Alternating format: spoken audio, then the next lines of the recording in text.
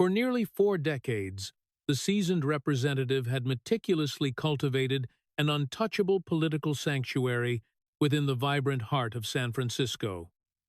However, this established tranquility was abruptly challenged when the President of the United States arrived in her figurative backyard. Armed with a microphone, an energized audience, and a detailed compilation of financial records, the city's primary convention center was filled to absolute capacity, humming with palpable anticipation. Officially, the gathering was billed as a presidential town hall, focused on urban revitalization.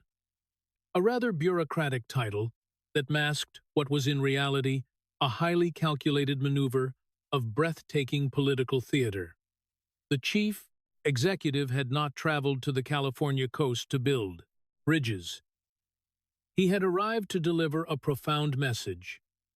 That specific message was currently seated in the third row, flanked by legal counsel wearing an elegant cream blazer and her signature pearls, projecting an aura of complete and utter, unbothered calm.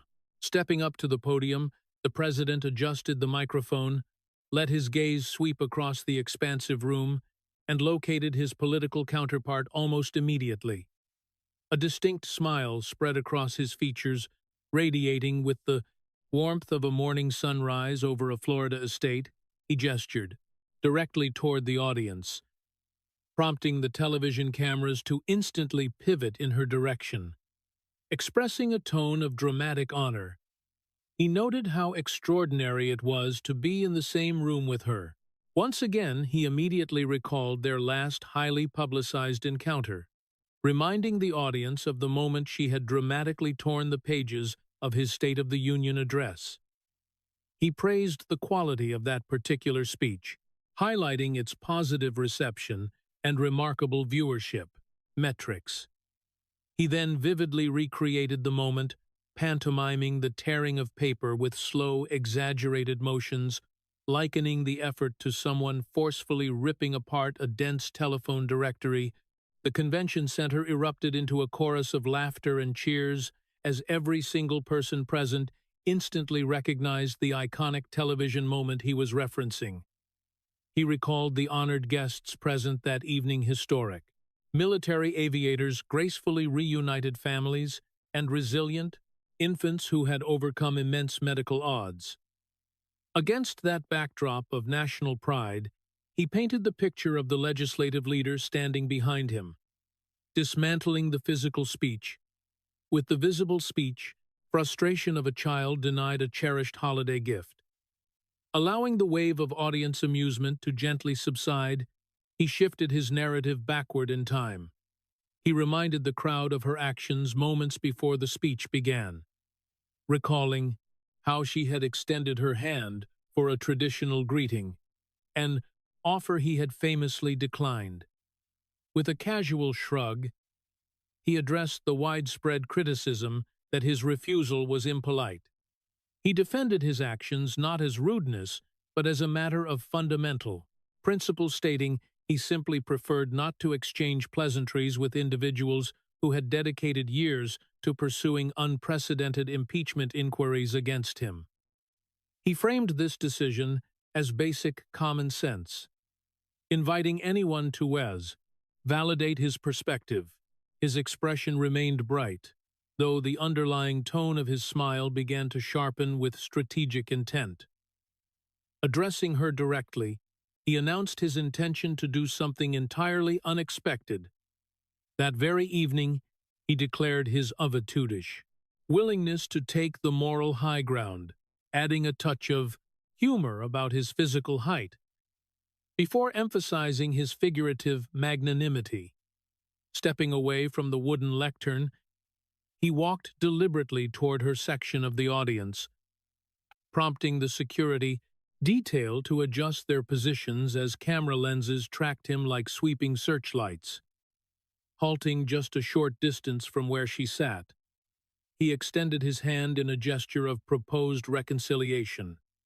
He openly invited her to leave past grievances behind and share a public handshake right there in front of the gathered nation.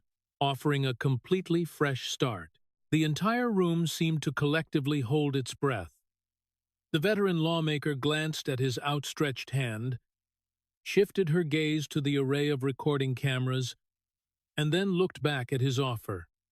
She offered a remarkably tight smile, the twin-over-eye, measured expression of a professional who had navigated the complex waters of national politics since before a vast majority of the room was even born.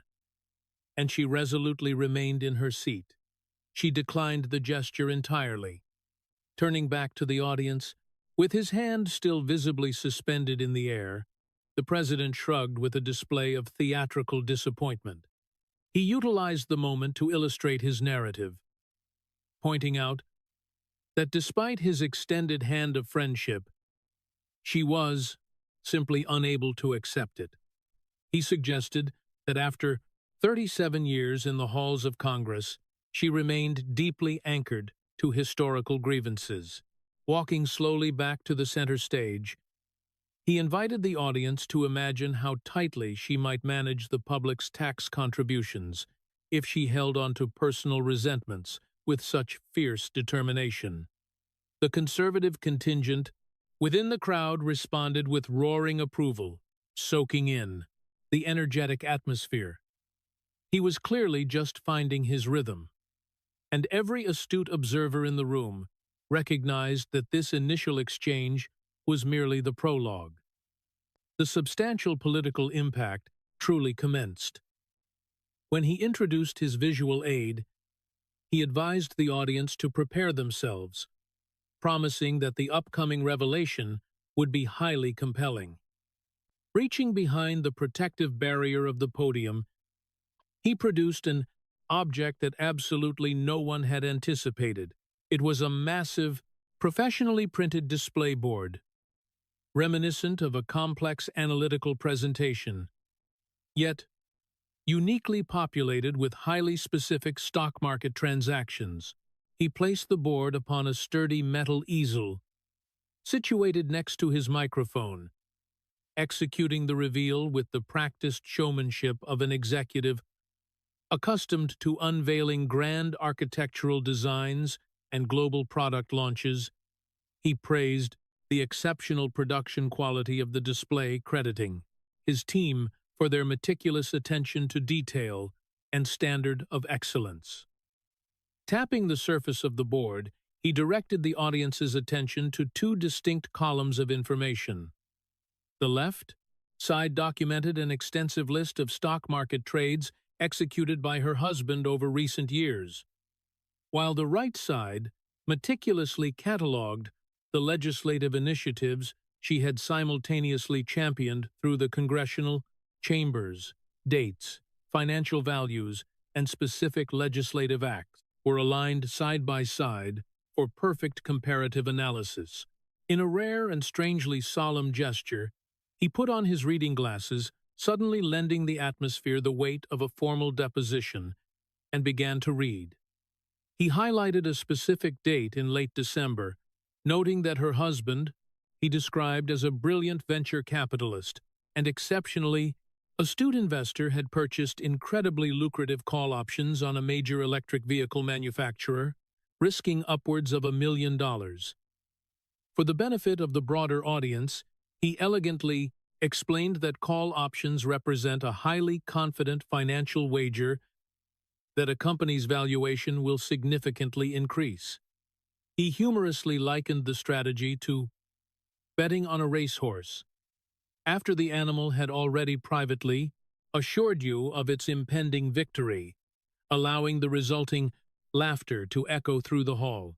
Moving further down the timeline, he pointed to a date just over a month later, noting the precise moment the incoming administration publicly announced a sweeping initiative to transition the entire federal fleet to electric vehicles. As a direct result, the previously purchased stock experienced a massive surge in market value.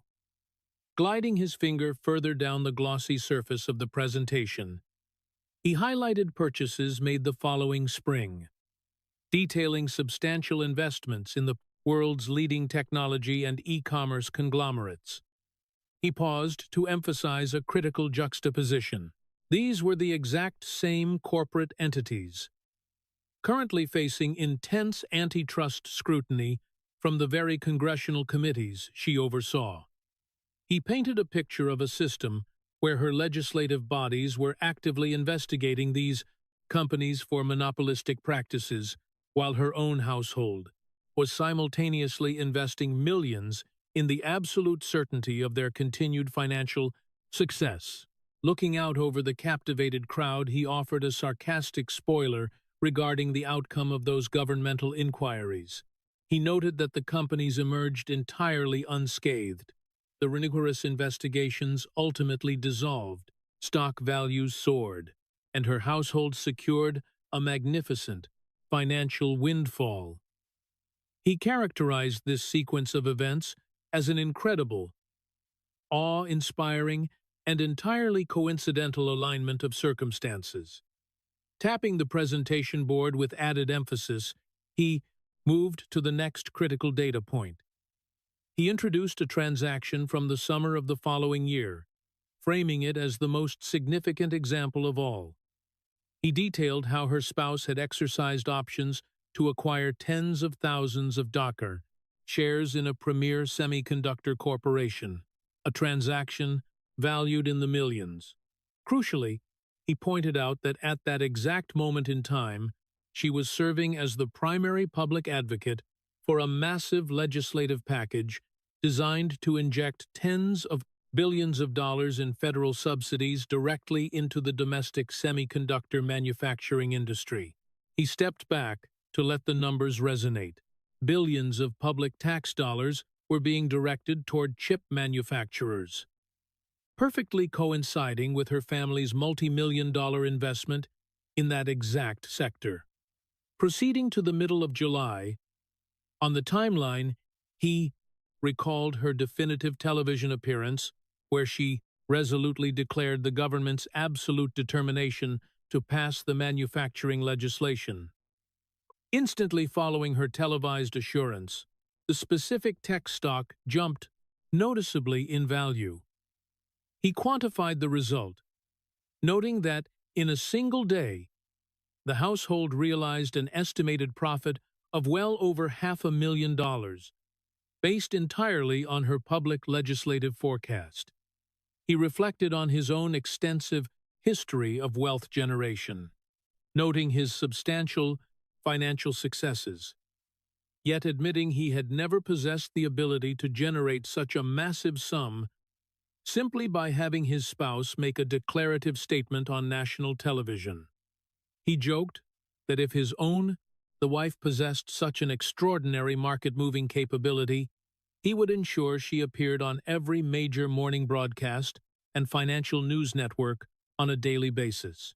The audience reacted with a complex mixture of intense amusement and bubbling outrage, perfectly hitting the emotional frequency he so frequently sought. He then narrated the subsequent media awakening, describing the moment financial reporters finally began connecting the dots and raising uncomfortable questions about the remarkably serendipitous timing of the semiconductor investments. Suddenly faced with mounting public scrutiny, the shares were rapidly sold at a documented loss. Her official communications office attributed the abrupt sale to the pressures of widespread media misinformation. He repeated the word misinformation with heavy irony, marveling at the audacity of the defense. He summarized the situation. A prominent figure purchased immense stakes in an industry. His spouse was actively subsidizing with public funds, yet the public and the press were the ones accused of spreading falsehoods. Removing his reading glasses, he prepared to deliver what he considered the most fascinating element of the entire sequence. He revealed that just 1 month after the abrupt sale of the tech shares, the federal government enacted severe ABESIVM, international trade restrictions on that specific semiconductor company, causing its market valuation to instantly plummet by a fifth. He analyzed the perfect timing, Had the shares been retained, the financial loss would have been catastrophic. But the exit was executed with the same flawless precision as the initial entry. He shook his head with a slow, knowing smile, admiring the immaculate timing of every single market maneuver. He then presented the broader financial picture, stating that her household portfolio had experienced a staggering, near-total valuation, doubling over a brief 2-year window. He contrasted this phenomenal growth with the standard performance of the broader market indices, pointing out that her returns had vastly outperformed the most legendary and sophisticated institutional investors on the planet. He noted that the most celebrated financial minds of the century averaged significantly lower annual returns. Yet, this sitting public servant had managed to eclipse their lifelong track records while supposedly dedicating her full attention to managing the House of Representatives. Directing his gaze back to her in the third row, he presented a stark, binary choice. Either her spouse was the single most gifted financial prognosticator in human history, surpassing the greatest minds of Wall Street, or he was operating with a profound informational advantage unavailable to the general public. Playing the role of the generous observer, he offered to grant the benefit of the doubt, suggesting that if her husband truly possessed such unparalleled market genius, his talents were being wasted. He should be commanding the world's premier investment banks. He quipped that the current arrangement made it appear as though the marriage itself was the primary investment vehicle and the legislative branch was functioning as their personal hedge fund. Gesturing toward the display board once more, he recalled a specific press inquiry where she was directly asked if elected officials should be prohibited from trading individual stocks. He recounted her famous response, citing it as his absolute favorite quote of her entire career. She had defended the practice by championing the principles of a free market economy, insisting that lawmakers had every right to participate within it. He addressed her directly, challenging her definition of a free market. He argued that true market freedom relies on an equitable distribution of information among all participants. When a lawmaker's family executes massive financial trades within the very economic sectors they personally regulate, he argued, it ceases to be a free market and becomes an intrinsically rigged system. He leaned into his own history with the word rigged, acknowledging the myriad accusations leveled against him over the years, but firmly drawing a line at leveraging the speaker's gavel for personal portfolio management. He then illuminated the shockingly minimal consequences for violating existing congressional financial disclosure regulations, revealing the penalty to be a mere $200. He dismissed the amount as trivial, comparing it to his casual beverage expenditures at his private club. Transitioning to a tone of intense gravity, the kind of focused seriousness he utilized when delivering a decisive rhetorical strike, he reminded the room that legislative solutions to this exact problem had actually been proposed. He listed several specific reform bills designed to ban congressional stock trading, noting that one had even been informally named in her honor, not as a tribute, but as a stark descriptor of the problem it sought to solve. These proposed laws would have firmly prohibited federal lawmakers and their immediate families from actively trading market securities. He emphasized that the concept was simple, ethically clean, and overwhelmingly popular, enjoying massive bipartisan support from the American electorate. Yet, he dramatically revealed the ultimate fate of those popular reform efforts. They quietly expired within the labyrinth of congressional committees during her tenure as the ultimate legislative authority. Because she held the power to dictate which proposals received a floor vote and which were permanently shelved, every single initiative that would have criminalized her family's lucrative trading strategy was effectively buried. He urged the audience to deeply consider the implications of that reality. She authored the regulations, she benefited from the systemic loopholes, and she systematically dismantled any legislation attempting to reform the process.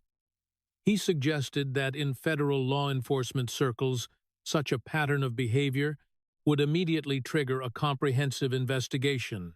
He compared it to the deceptive practices found in the most cutthroat sectors of urban real estate, noting with bitter irony that in San Francisco, this exact pattern of behavior was simply defined as political representation. The presentation board was destined to be photographed digitally, captured, and disseminated across the internet more rapidly than almost any other document in recent political history. However, the president was far from finished with his critique of financial stewardship. Shifting his focus from the presentation board, he dramatically extended his arm and pointed directly toward the massive glass windows of the convention center. He suggested that if the audience found the financial revelations concerning, they needed only to look outside to witness the true administrative legacy. His voice adopted a surprisingly solemn register as he professed a genuine appreciation for the city of San Francisco, acknowledging its immense natural beauty, iconic infrastructure, and historical significance. He briefly mentioned his past, unsuccessful attempts to acquire premium real estate within the city limits, before walking to the very edge of the stage nearest the glass panes. Outside the windows, the famed skyline stood visible, breathtaking from a distance, yet deeply troubled upon closer inspection. He reminded everyone that this was her specific congressional district, a territory she had continuously represented for nearly 40 years. He stated his intention to show the audience the tangible results of that multi-decade tenure. He required no supplementary photographs or slides. Reality was sufficiently stark. He described the profound urban decay located just blocks from where they sat, noting the sprawling encampments, the tragic scenes of individuals sheltering on the pavement, and the severe public health crises deteriorating the sidewalks. Emphasizing that he was not engaging in hyperbole, he highlighted the grim reality that the city had been forced to deploy digital sanitation tracking applications just to help pedestrians navigate the hazards. He argued that this was not a hallmark of technological innovation, but rather a desperate symptom of civic collapse. Like an auditor reading a devastating financial report, he recited the municipality's staggering annual expenditures dedicated to managing the housing crisis, noting that despite hundreds of millions of dollars spent, the unhoused population only continued to surge. He drew a sharp contrast with the private sector, stating that if he managed construction projects with the same inverse ratio of massive funding to negative outcomes, his entire empire would be reduced to ruins. He then chronicled the exodus of major retail establishments, listing prominent pharmacy chains and luxury department stores that had permanently abandoned the area. He painted a grim picture for small business owners who found themselves entirely unable to absorb the crushing combination of unchecked property crime, complex taxation, and systemic lack of security. He found it deeply tragic that the metropolitan hub responsible for birthing the global technology boom could no longer safely sustain a basic neighborhood pharmacy. He then detailed the startling mechanics of the local retail crime epidemic. He described scenes where individuals could casually enter stores with large receptacles, fill them with valuable merchandise, and depart at a leisurely pace, without facing any resistance. Security personnel and employees were effectively paralyzed, fully aware that local prosecutorial policies essentially decriminalized thefts, falling under a specific near $1,000 threshold. He explained how this the legal loophole had essentially mathematically optimized organized retail theft, turning the justice system into a revolving door for repeat offenders. He poignantly shifted the focus to the human cost of these store closures, reminding the room that the shuttered businesses represented the livelihoods of countless working-class citizens, cashiers, inventory clerks, and security professionals who desperately relied on those specific incomes. He argued that her political frameworks effectively prioritized the freedom of perpetrators over the economic survival of honest workers, labeling her a destroyer of working-class opportunity, who simultaneously enjoyed the luxuries of a private vineyard.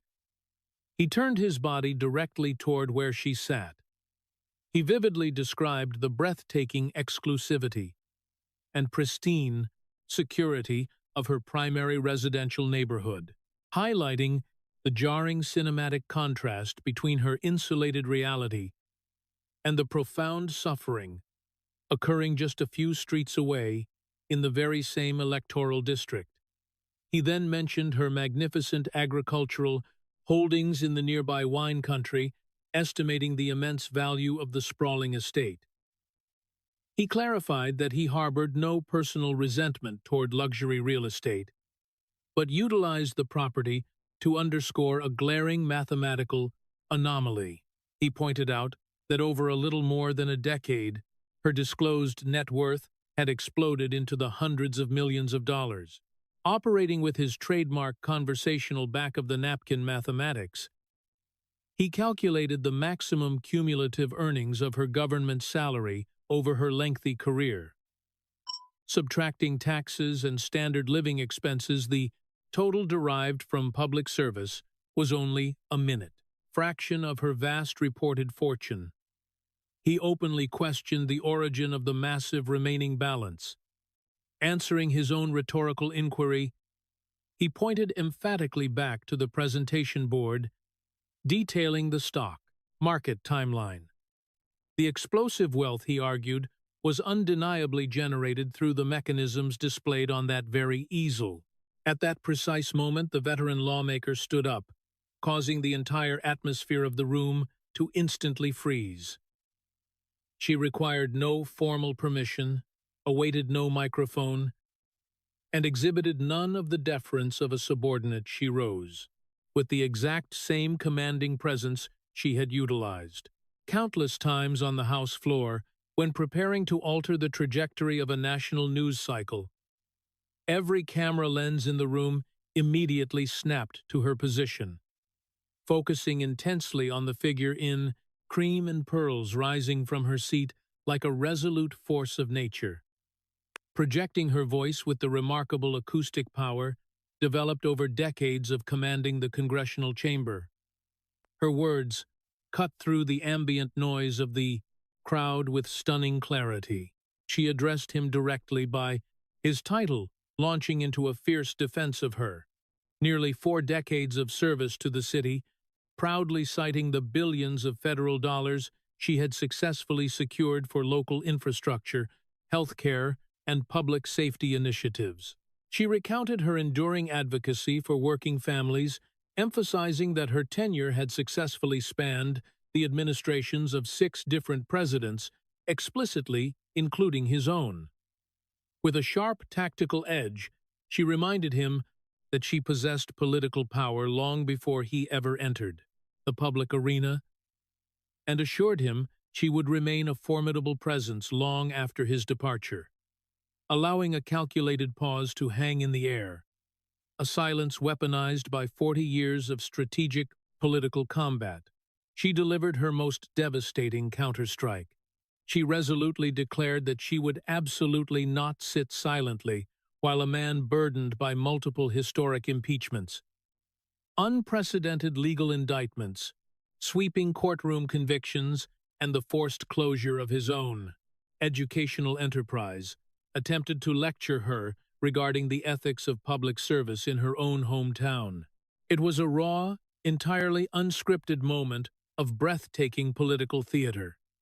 Even those in the audience who harbored deep-seated opposition to her policies were forced to silently acknowledge the sheer power of her rhetorical counterpunch, operating without a microphone standing. Defiantly among his supporters, the seasoned legislative veteran commanded the absolute attention of the room for several agonizingly long seconds. The progressive wing of the audience erupted into a frenzy of supportive applause, with several individuals leaping to their feet. Security personnel shifted with visible anxiety as the tension mounted, creating a fleeting illusion that she might actually march toward the stage to commandeer the Lore's podium entirely. She wore an expression of hardened resolve, the exact same unyielding stare that had famously forced numerous political rivals and former presidents into tactical retreats. The president simply waited, allowing her dramatic moment to fully breathe. Recognizing that in the realm of live television broadcasts, those few seconds stretched into a veritable eternity, he possessed the power to interrupt or drown her out, yet he chose not to. He permitted the cameras to capture her at maximum intensity, ensuring the audience felt the full, unfiltered weight of her decades of authority. Finally, he offered a slow, deliberate nod, projecting an expression that under different circumstances might have been interpreted as genuine professional respect.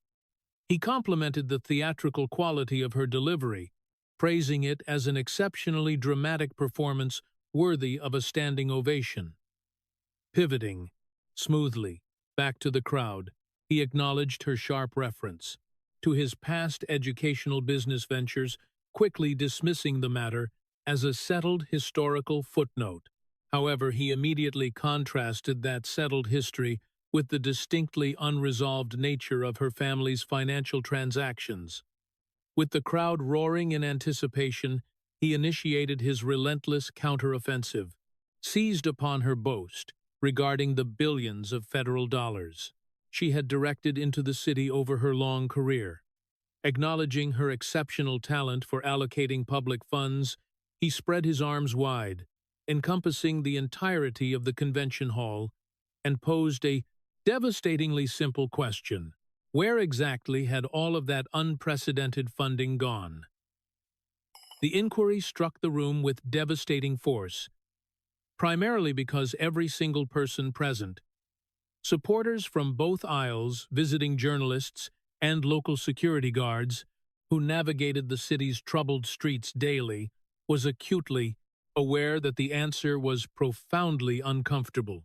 He painted a picture of a devastating paradox: historic levels of federal investment resulting in a simultaneous drastic decline in urban livability. He listed the escalating crises: surging housing, insecurity, rampant property crime, and a mass exodus of commercial enterprise.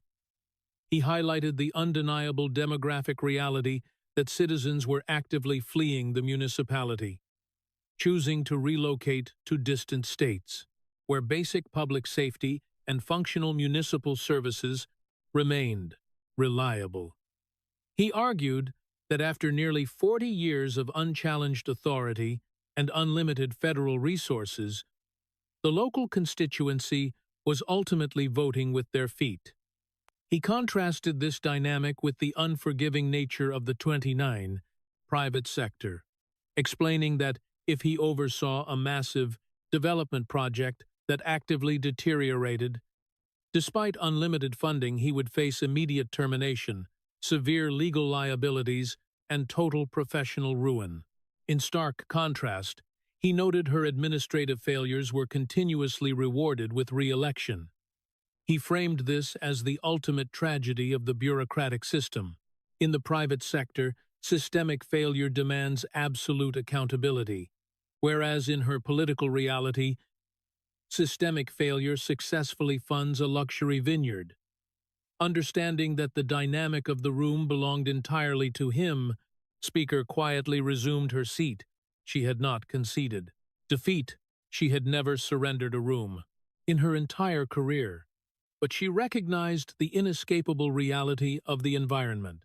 This was his carefully constructed arena, his amplified voice, and his highly sympathetic audience.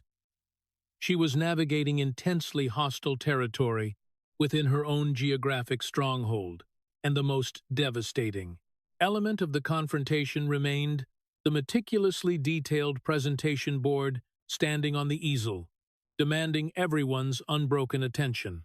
Transitioning from the role of the grand showman back to that of the relentless political combatant, the president addressed the topic of his impeachments. The previous humor vanished, replaced by a highly personal, razor-sharp intensity. He noted that her legislative maneuvers accounted for half of all presidential impeachments in the history of the Republic. While acknowledging it was not a historical record he desired, he embraced the ultimate outcome. He had emerged politically victorious. On both occasions, he briefly summarized the first inquiry, maintaining his long-standing defense of his diplomatic communications as entirely appropriate, and expressed disbelief that a brief standard diplomatic request was aggressively transformed into a multi-million-dollar spectacle of partisan hearings. He highlighted the jarring reality that while ordinary citizens were peacefully celebrating the winter holidays, she was relentlessly driving a divisive legislative process through the House chamber. Pointing directly toward her, he reminded the audience of the ultimate conclusion. The upper chamber had decisively acquitted him due to a fundamental lack of substantive evidence. Moving immediately to the second deeply controversial inquiry, he challenged her narrative regarding the events of early January. He quoted his own documented instructions urging peaceful and patriotic participation, contrasting his words with her extraordinarily rapid, unprecedentedly swift mobilization of the impeachment machinery. He criticized the total absence of traditional evidentiary hearings or formal witness testimonies, comparing the velocity of the political process to the rapid delivery of consumer goods, though he joked that at least logistics companies provided transparent tracking information. He noted that this secondary effort also culminated in a decisive failure to secure a conviction.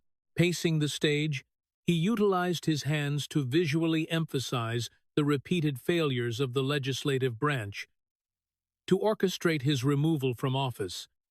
He suggested that in the demanding world of commercial real estate, two such massive times highly publicized failures would be catastrophic, whereas in the insulated corridors of the nation's capital, it was simply considered standard operating procedure. He then asked the audience to critically evaluate the immense opportunity cost of her relentless focus on his political destruction. He argued that while she consumed the nation's bandwidth with partisan warfare, critical issues were entirely neglected. Pharmaceutical costs surged. International borders remained deeply vulnerable. Vital infrastructure legislation languished on desks, and the initial warnings of a looming global health crisis went largely unheeded. He framed her legacy as prioritizing personal political vengeance over the two fundamental requirements of national governance, leaving the American people to bear the ultimate cost. He then pivoted to a highly sensitive and deeply contested aspect of the January security failures. He advanced the argument that according to the structural hierarchy of the Capitol, the Speaker of the House bore ultimate administrative responsibility for the physical security of the legislative complex, not the executive branch. He detailed his claims that advance intelligence had strongly indicated potential unrest, and asserted that his administration had formally offered the deployment of National Guard personnel prior to the events. He alleged that her security apparatus had explicitly declined the offered protection. Continuing his critique, he expressed utter bewilderment regarding the subsequent formation of the investigative committee, He sharply criticized her decision to unilaterally reject minority party appointments, instead hand-selecting specific opposition members who aligned with her predetermined narrative. He highlighted the subsequent electoral obliteration of those hand-picked members by their own constituencies, suggesting their massive primary defeats proved they no longer represented the will of the voters. He summarized the prized, investigative process as a deeply conflicted endeavor, arguing that she had effectively structured a committee to investigate everyone except the specific office structurally responsible for the security perimeter. He likened the scenario to a corporation hiring itself to audit its own fraudulent accounting ledgers, adding a final biting joke regarding her family's complex financial disclosures. This argument triggered the longest and most intense wave of sustained applause of the entire evening. Sensing the climax of the event, approaching the president adjusted his cadence to a slower, more deliberate, and profoundly serious rhythm. The specific vocal tone he reserved for moments he knew would be immortalized in historical archives. He asked the audience to deeply reflect on the length of her tenure, noting she had first entered the congressional chambers in the late 1980s. He provided vivid historical context, an era when the Cold War was still highly active. The Internet was in its absolute infancy, economic markers were vastly different, and global cultural icons were just beginning their careers. During all of those historical shifts, he argued, she was already deeply entrenched within the federal capital, meticulously constructing the political and financial machinery that would eventually generate unimaginable wealth. He delved briefly into her established political lineage, detailing her father's lengthy tenure as a federal representative and major city mayor, followed by her brother's identical mayoral ascension. He characterized her ascension not as a sudden calling to humble public service, but as the natural continuation of a multi-generational political enterprise. He humorously compared her trajectory to inheriting a family trade, though he noted her family specialized in consolidating political power rather than manual labor. He sketched out her subsequent move to the California coast, her marriage to a highly successful financier, and her strategic integration into the powerful local political establishment. He detailed the specific chain of succession that led to her inheriting her legislative seat, arguing that such a localized monopoly on representation resembled an entrenched dynasty, far more than a vibrant competitive democracy. Returning to the crux of his argument, he contrasted her initial respectable family wealth upon entering office with the staggering $250 million valuation recorded nearly 4 decades later. He repeated the massive figures slowly to ensure the audience fully processed the absolute mathematical disconnect between a standard government salary and the accumulation of such vast dynastic wealth. He meticulously counted off the years and the maximum legal compensation, emphasizing that the immense financial discrepancy did not originate from her salary or her agricultural holdings. Pointing one final time to the detailed presentation board, he declared that the staggering prosperity was the direct, undeniable result of a system where one spouse actively writes the regulatory framework, while the other successfully trades financial securities based upon its impending shifts. He drew a sharp contrast with his own path to power, stating that he had amassed massive wealth, created countless jobs, and built globally recognized infrastructure long before he ever set foot in the political arena. He freely admitted that his brand and enterprise continued to thrive, but fiercely maintained that he never required access to the federal government to secure his financial independence. Looking directly at her, he asserted that her spectacular wealth was not generated prior to her public service, nor was it achieved despite her time in Washington. Rather, it was exclusively generated because of her positioning within the federal apparatus. He described her wealth as being carefully nurtured inside the legislative system, leveraging systemic advantages protected by trivial regulatory fines and shielded by deliberate delays in mandatory financial disclosures. He described the setup as a flawlessly designed financial ecosystem, provided you were the architect operating the controls. He compared his tangible contributions, massive iconic skyscrapers visible from great distances, to her vastly complex, highly obscured portfolio of financial documents that required forensic accounting expertise to decipher. He noted the painful irony that while his physical structures remained proudly standing, her local district was visibly deteriorating. Yet, she continued to position herself as the ultimate moral arbiter of public service. He declared that the fundamental difference between their approaches was total transparency. He proudly affixed his name to his massive endeavors in enormous golden letters for the world to see, while she actively obscured her family's highly timed financial maneuvers behind complex spousal filings and bureaucratic delays. Walking back to the absolute center of the stage, he offered the presentation board a final, lingering look. The undeniable alignment of the lucrative market trades with the indices, the sweeping legislative actions stood there like a documented death confession rendered in high-definition foam board, lowering his voice to a quiet, intense whisper. He transported the room back to the State of the Union address years prior. He described standing at that very podium, delivering a message of profound national unity and honoring extraordinary American citizens, only to have the Speaker of the House deliberately stand behind him and tear the physical pages of that address to shreds in front of a global television audience.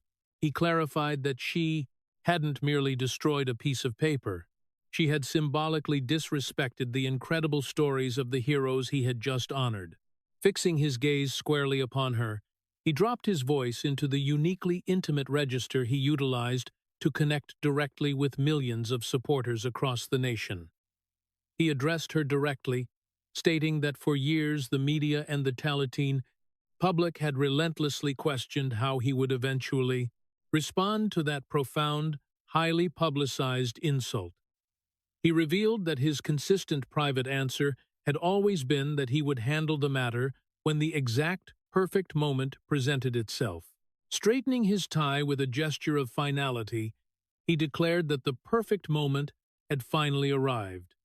He delivered his concluding, devastating assessment.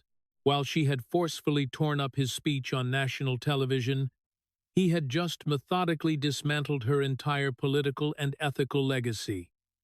Allowing a heavy, dramatic pause to stretch across the silent room, he added the ultimate, distinguishing factor between their actions. He had executed his response, looking her directly in the eye. The atmosphere inside the San Francisco Convention Center essentially shattered. This was completely divorced from the polite, measured applause typical of traditional political gatherings. It was the raw, electric sound of thousands of individuals simultaneously processing the fact that they had just witnessed one of the most intensely personal, spectacularly theatrical, and utterly devastating political confrontations in modern American history. Security perimeters tightened immediately as the crowd surged upward. Members of the press corps were frantically typing and broadcasting, their faces illuminated by the harsh glow of mobile devices. The emotional reaction of the audience was wildly chaotic, a turbulent mixture of shock, triumph, and sheer disbelief.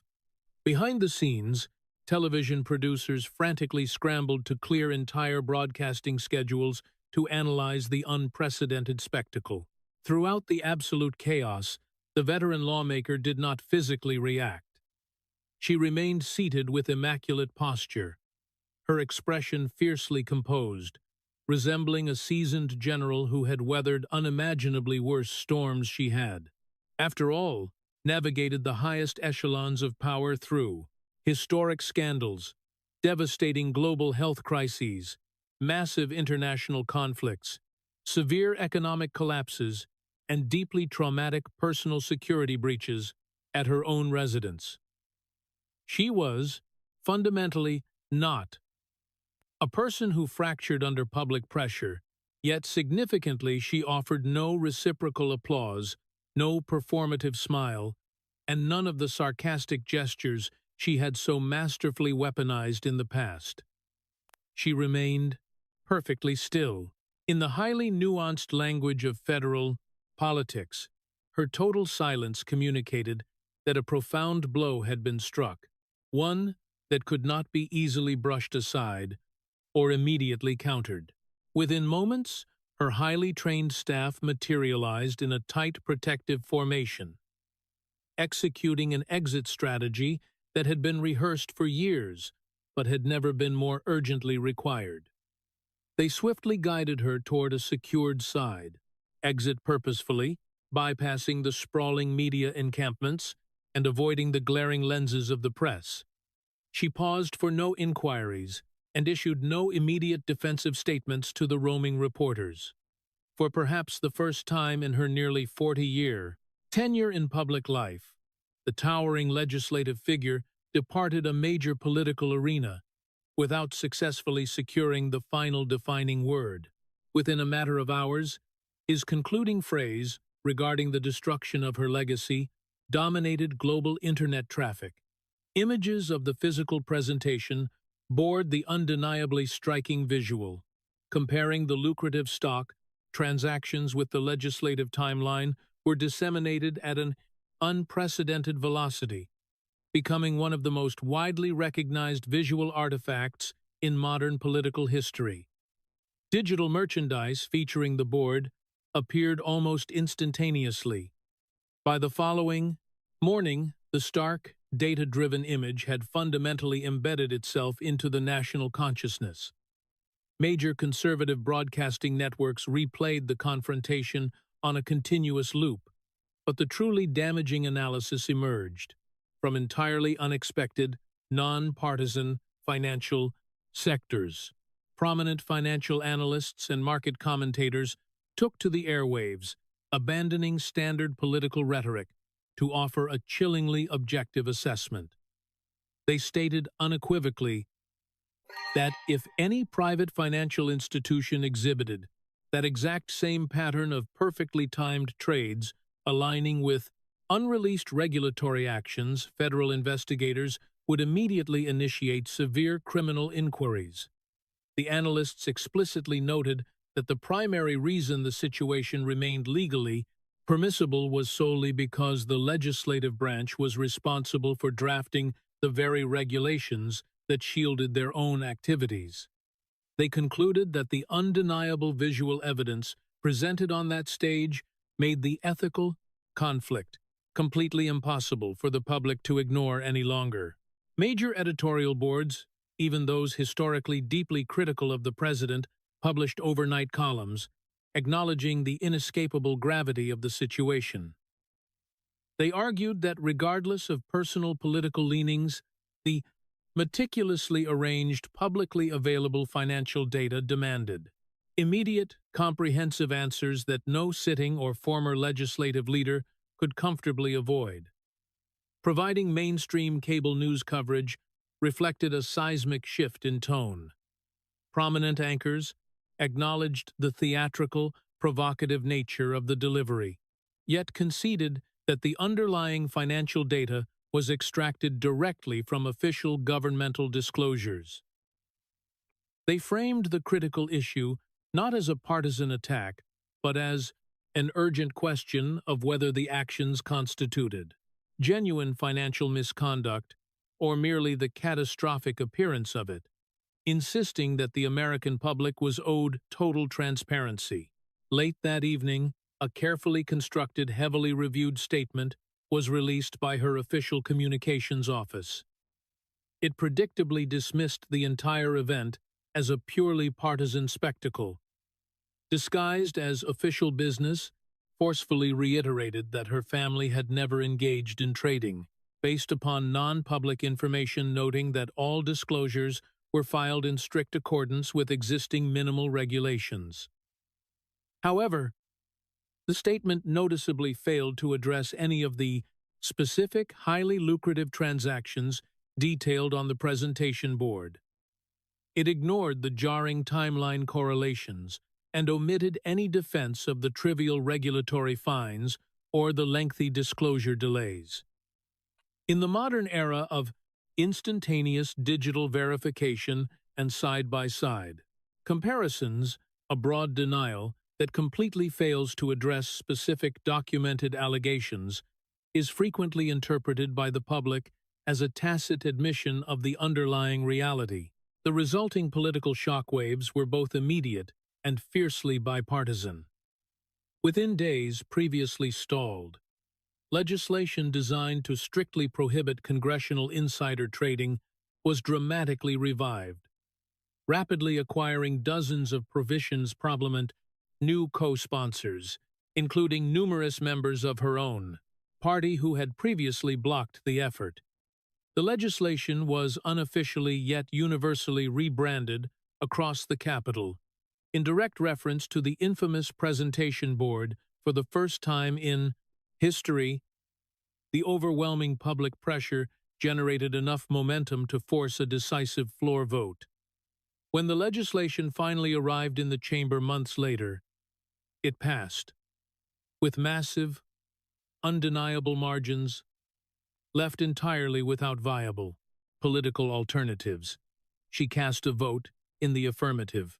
In the subsequent months, the documented financial behavior of her household underwent a radical, highly visible transformation.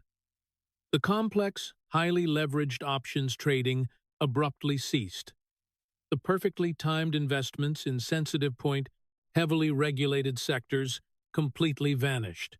The public portfolio rapidly transitioned into highly conservative, broad market index funds, the type of traditional low-risk investments that generate absolutely no media scrutiny and invite zero ethical report at questions.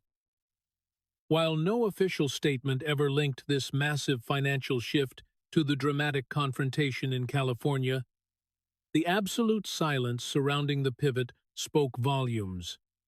The timing confirmed everything the presentation board had alleged, merely communicating it through a sudden, highly defensive retreat. Back in San Francisco, the profound urban complexities remained. The massive encampments did not instantly dissolve.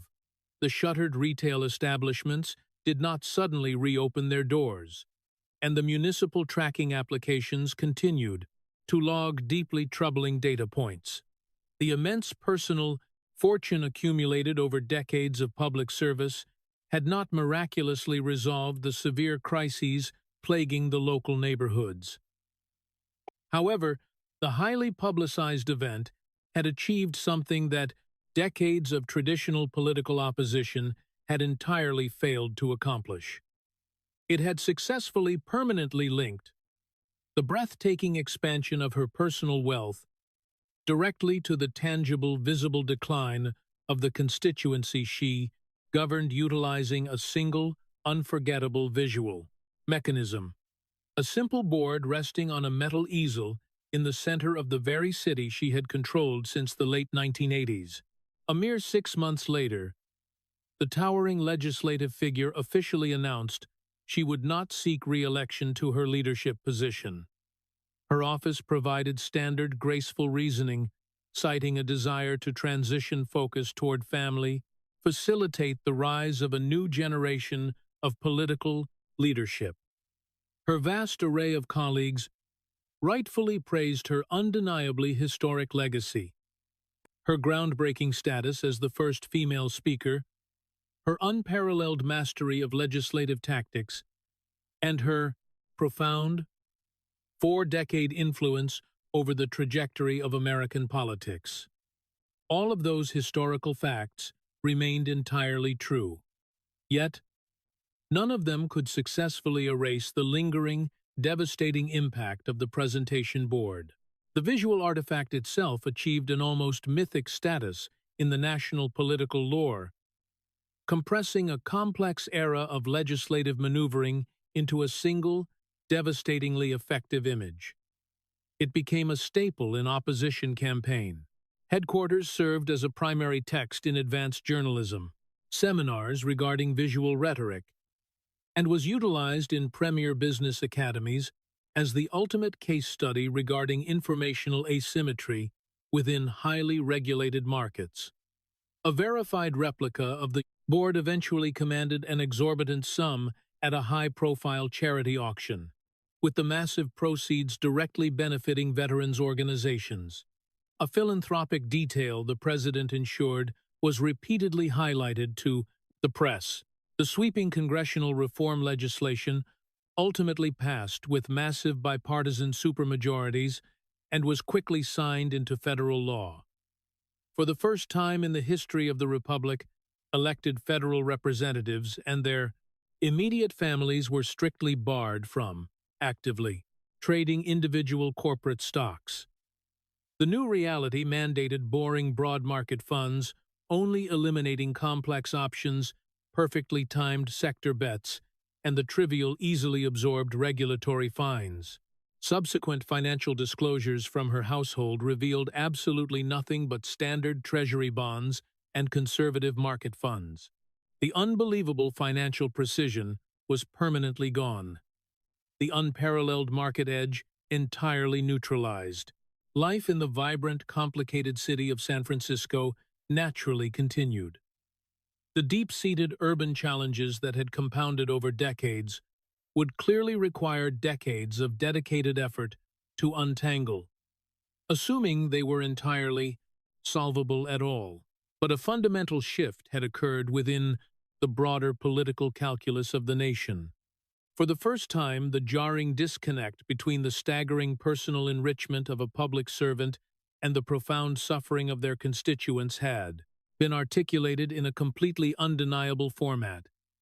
It was laid bare in two stark columns of data, accompanied by a president forcefully directing the nation's attention toward the undeniable reality visible just outside the window.